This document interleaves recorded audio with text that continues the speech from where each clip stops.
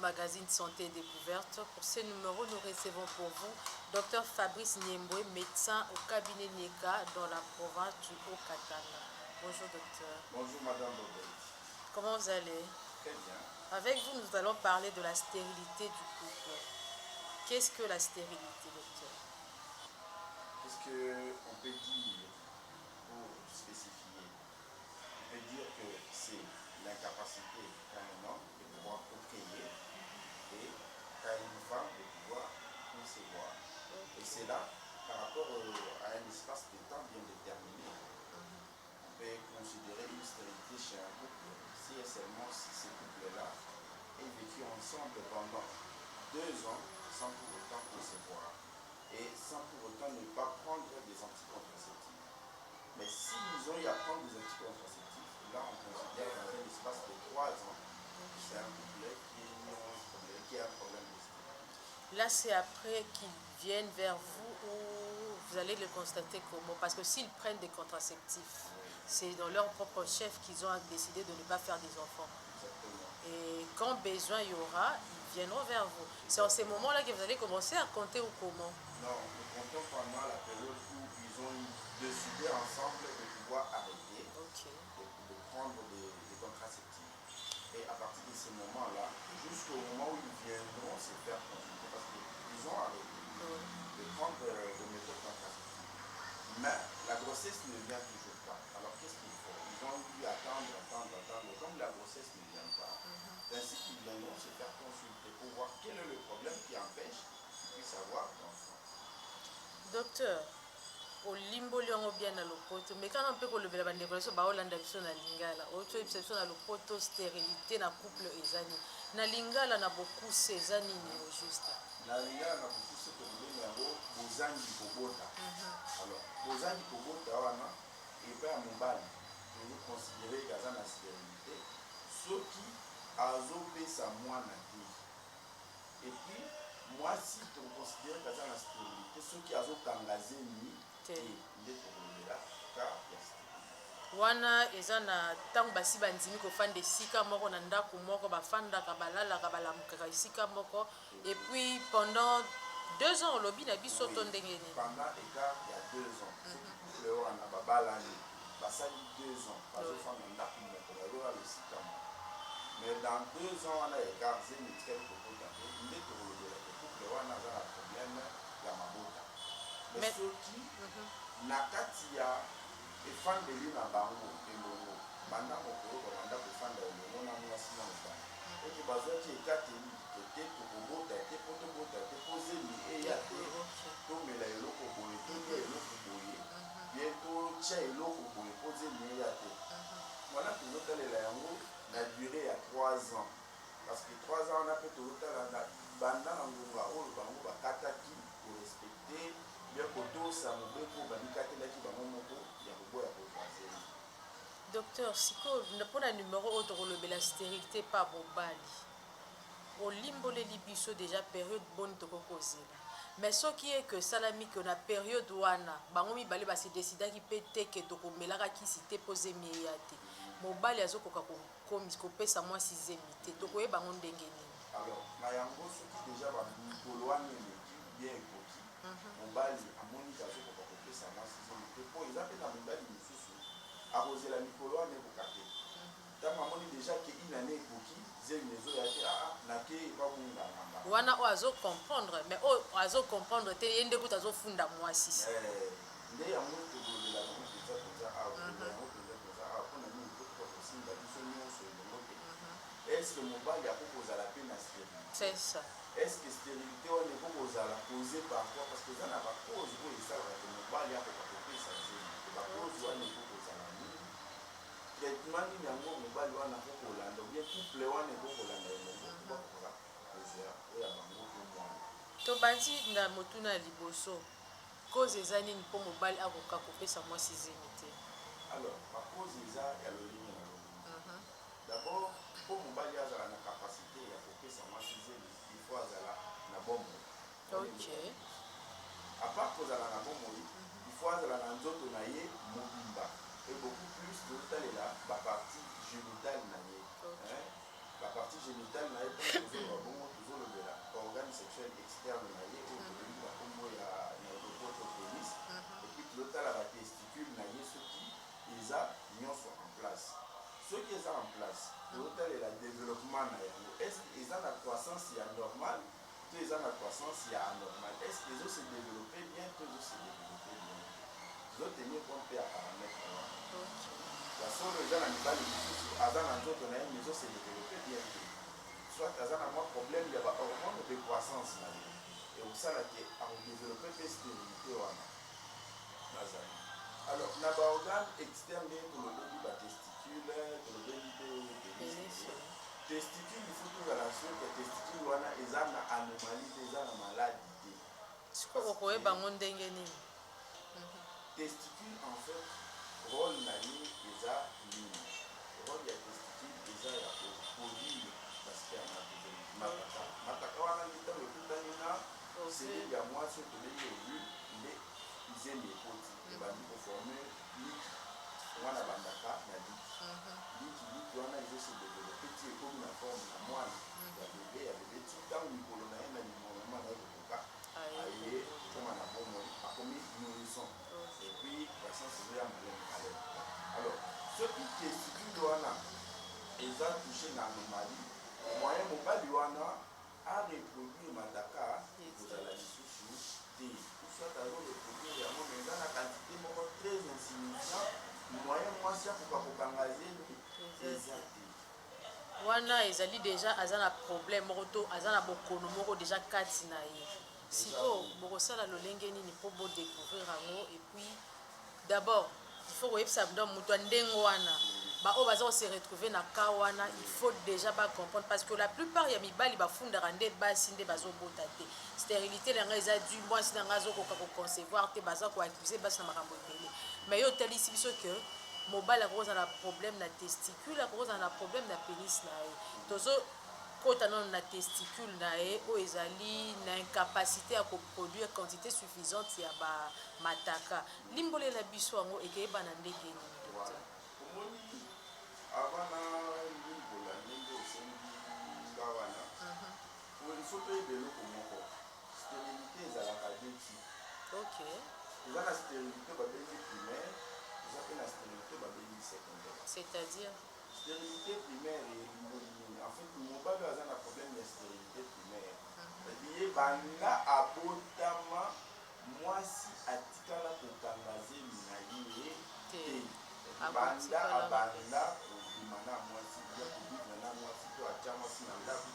mwasi wana atikala kokanga zemi te wana eza stérilité primaire atikala kobota te makobotaka espoir ezaki abota un jour soki todesele cause oyo ezosalaki abotisa mwasi te yapesa mwasi zemi te nde koyeba kosanye cause wana po akoka kokanga kopesa mwasi zemi siko stérilité eza secondaire c'est-à-dire mobali wana abota deja mais aye kokoma na incapacité ya kopesa lisusu zemi eko kosalema ke mwasi aza na ye bien mais mobali abota ntango azalaka na melenge mais ntango akomi na ndako ya libala azobota lisusu te boke kotalisa mwasi akei tellement ke baaccuse ye mingi ake kotalisa epa munganga te yo nano na problème te mais mobali azoba nga deja nabota naza na mwana nasi te problème non mobali wana adéveloppe déjà stérilité mais docteur ekoko arrive que mobali mpe lokola ayebi ke nabotaka eke mwasi nane na ndako nono abota te nayoka mpe te bisikani ya longola zemi donc mwasi nde fa kende ngai na okendaka te hôpital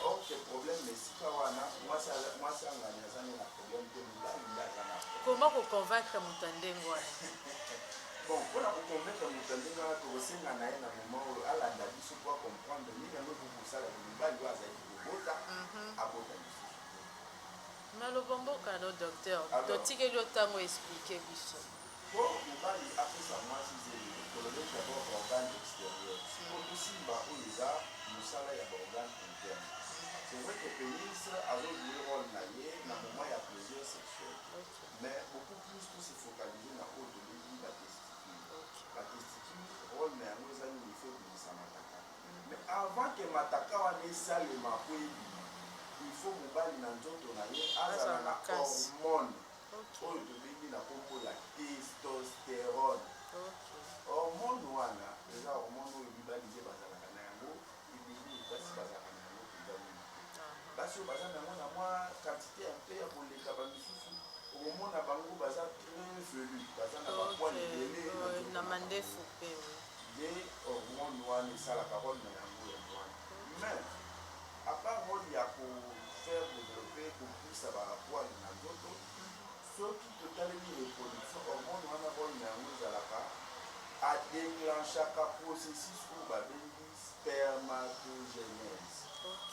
C'est-à-dire ye ntango azobima na nzoto bon avant nano abima mpe bingola point mosusu eza natinangi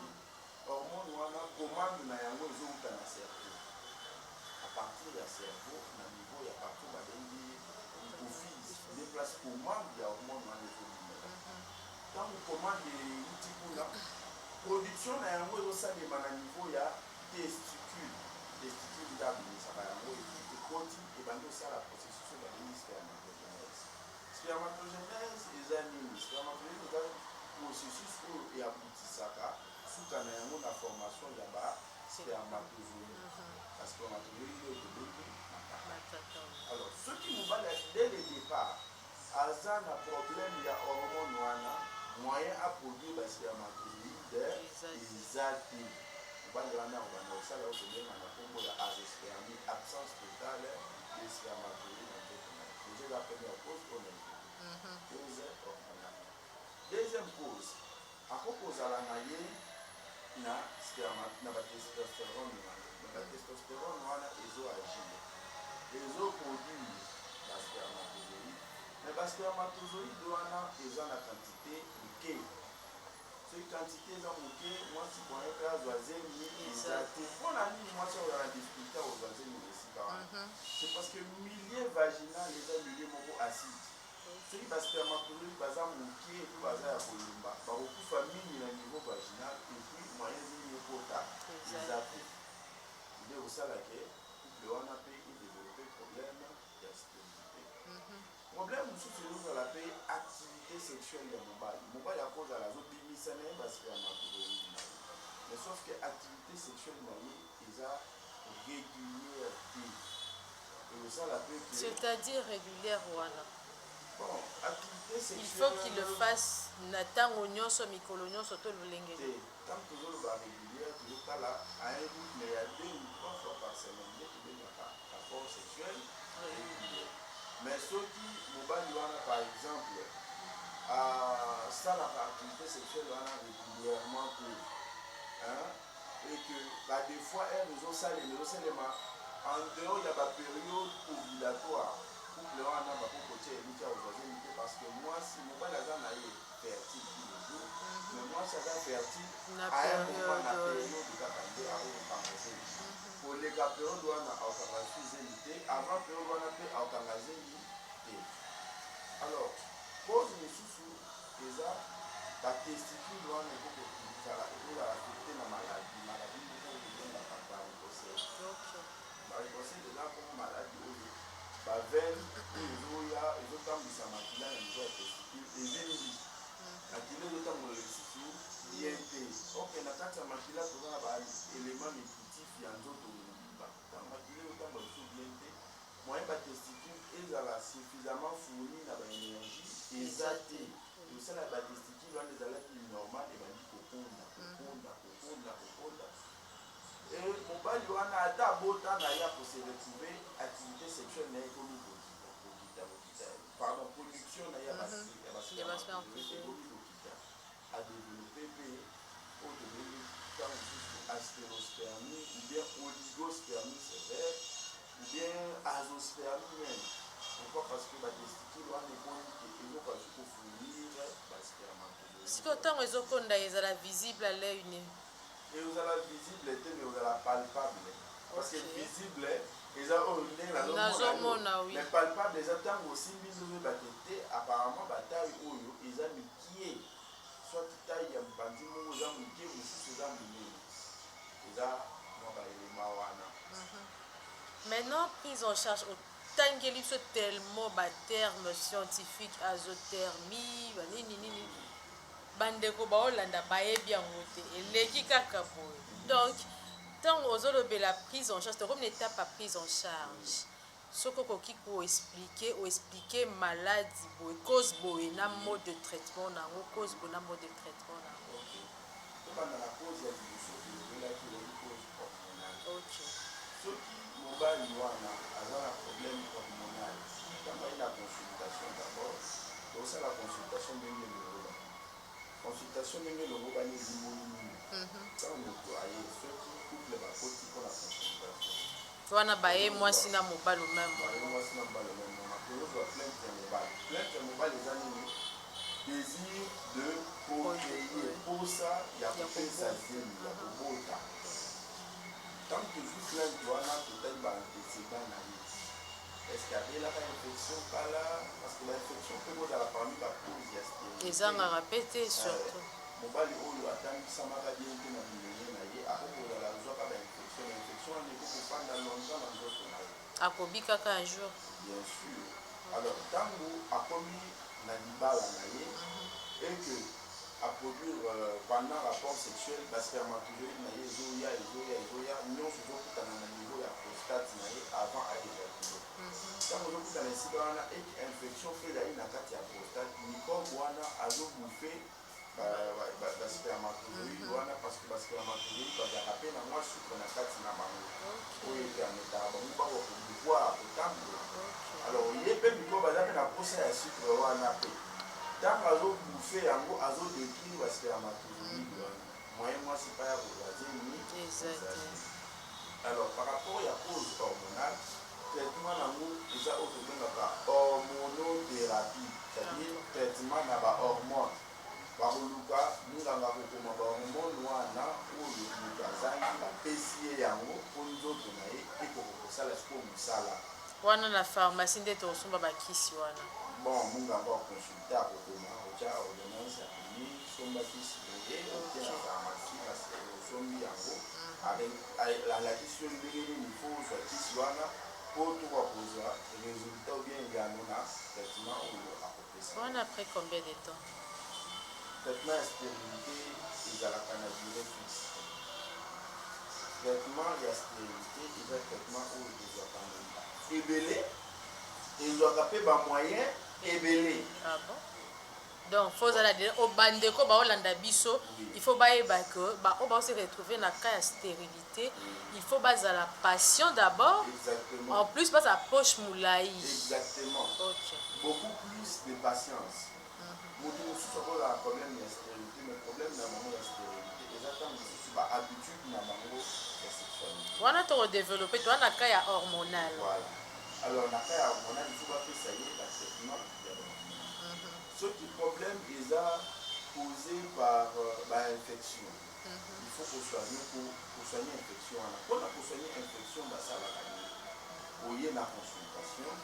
tokosenga yo examen spécifique examen oyo komonisa biso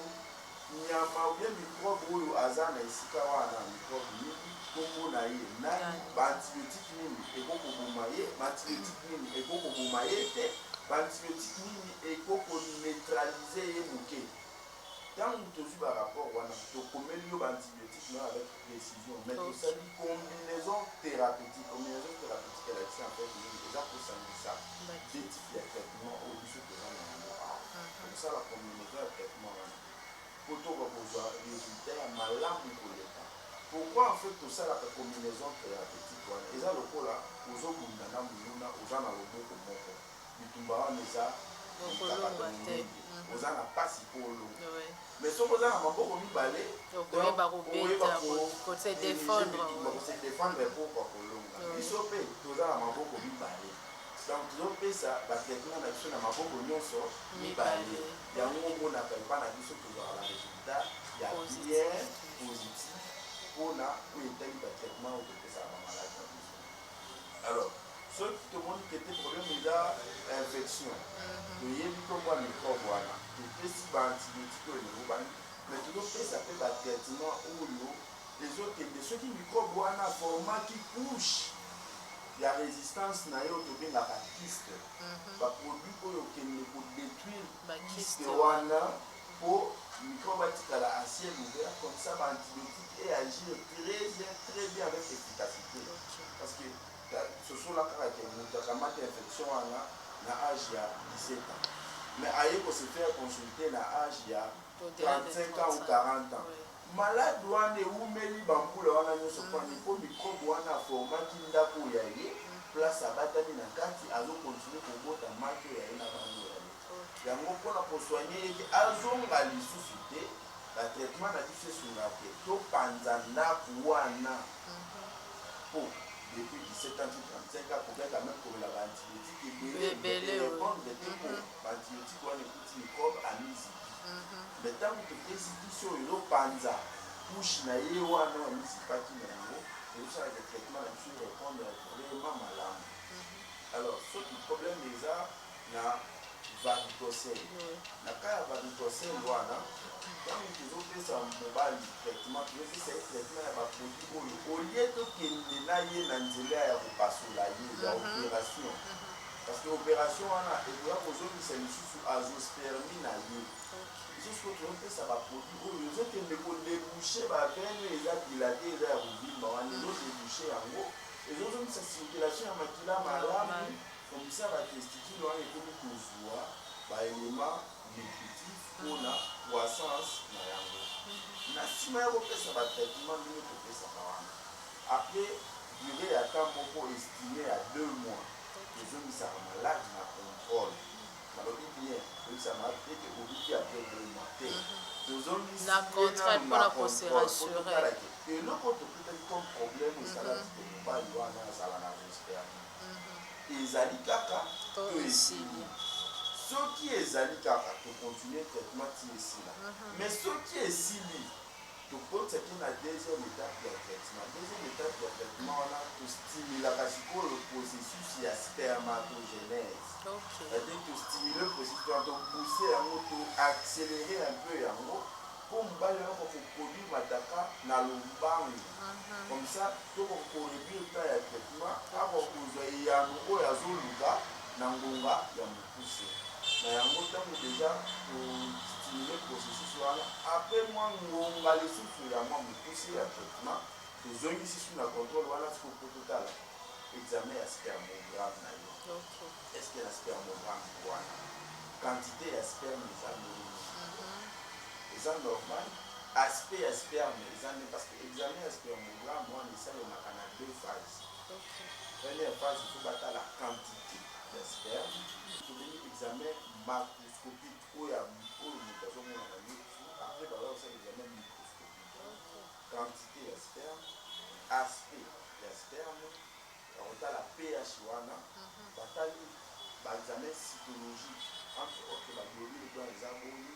baselile épithéliale est-ce que eza na kati eza boni est-ce que balevule mpe eza na kati to eza te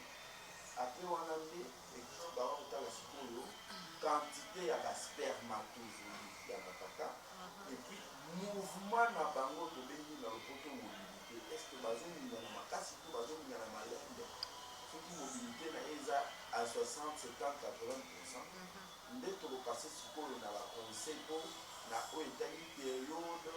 ya fertilité ya mwasi po mwasi ya kokamataze sikoyo na temps nyonso to wana ya traitement ya prise en charge akosangisa nzoto na mwasi te bon na ebandeli ezodépendre soki eza cause na bainfection ya soki infection eza na kati wana ntango tozosoigne infection tosengaka te ke basangisa nzoto mpona nini parce que bakokozwa microbe mwasi akokozwa mpe microbe ezali epa mobali tuko mpe mobali bakokozwa microbe eza epa mwasi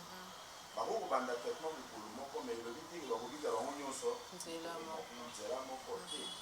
soki basilisi ba traitement na bango ya infection tosengaka examen mpo tozala soki infection eza to mais topesa ndakisa moko lokola moto azobongisa motuka est ce que akozela asilisa kobongisa motuka bongo ademare akende rodage te to akozala soki asali asili piese amonaki ezalaki problème abileka nanu soki ekopela ndenge moko mpe donc ntango tozopesa traitement soki tomoniki infection eza te non Donc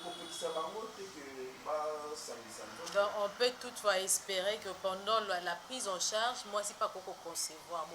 Exactement. Pendant la prise en charge, moi c'est pas qu'on concevoir. D'ailleurs, prise en charge n'est pas bon.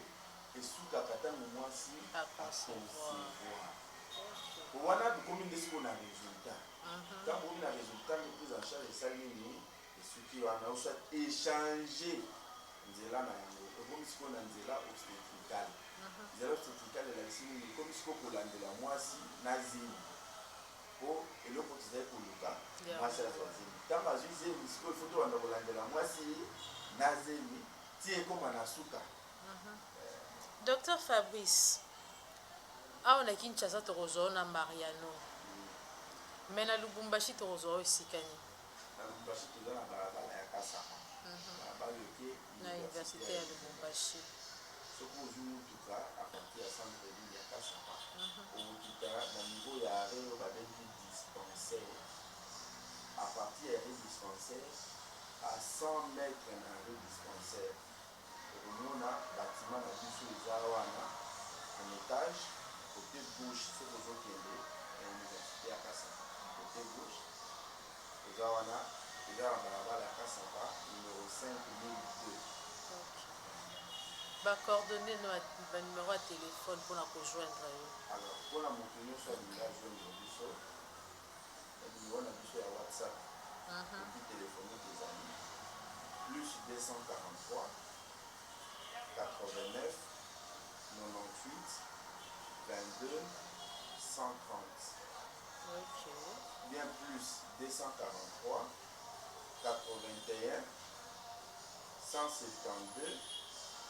92 26. Merci. Ok. On va passer à la Facebook, on va la page sur la Facebook, voilà, puis on va la traitement de la maladie, nous souffrons entre autres prostate, notre wana soka Betty Fabrice Niembo azuyomba toki komona ombala moko na page soki atali wana kokomona mais soki alinga mona mpenza baresultat na misala tosalaka na batraitement ya maladie eza compliqué akokobeta traitement de maladie de la prostate sans chirurgie wana omona baresultat na biso ya bamerveille na biso ou bien abeti diabète et thérapie curative. Merci beaucoup docteur pour l'explication. Notre commis vraiment la souka et c'est qui a koyambayo pour être limboleli biso vraiment na mozindo o ezalaki ka ya stérilité et pas ya mibali. J'espère que bandeko balanzi bazwi biyano na mituna na bango parce que c'est ça l'une des causes ils ont rangé ba couple na mboka na biso dans le monde. Stérilité masculine mobali andimaka te kaza na capacité à kopesa moi sixième mais grâce à ba explication notre toza na konzima ete ba téléspectateurs basili kolanda biso pe basili kozwa adresse pona kokutana no na Lubumbashi parce que ba adresse à Kinshasa yebani na Mariano na croisement des avenues Kasavu Bourg-Point Mariano ba on a déjà cabinet nié que pas docteur Angèle et puis na oya Okatanga to yebi que na Kasapa ba kokutana no facilement. Merci beaucoup. Tu as fixé rendez-vous dans le prochain numéro autour de la stérilité féminine. Au revoir et à très bientôt.